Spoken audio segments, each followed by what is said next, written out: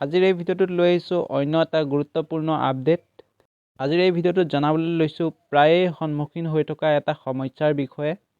ডিব্ৰুগড় ইউনিভাৰ্চিটিত কনভকেশ্যন এপ্লাই কৰোঁতে বা অৰিজিনেল চাৰ্টিফিকেট এপ্লাই কৰোঁতে বা এক্সামৰ বাবে ফৰ্ম ফিল আপ কৰাৰ সময়ত প্ৰায়ে এটা সমস্যা দেখিবলৈ পোৱা যায়।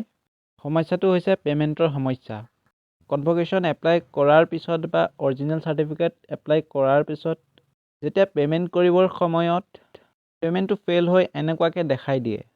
পে'মেণ্টটো এনেদৰে কিয় দেখাই দিয়ে বা পে'মেণ্টটো কিয় ছাকচেছফুল নহয়? যদি আপোনাৰ ক্ষেত্ৰতো এনে দেখাইছে, কি কৰা উচিত? সাধাৰণতে অনলাইন বেংকিংটো এক্টিভ নাথাকিলে এনেধৰণে দেখাই দিয়ে। নহ'লে বেংক আৰু ডেবিট কাৰ্ডৰ মাজত কোনোবা সমস্যা থাকিলে এনেধৰণে দেখাই দিয়ে।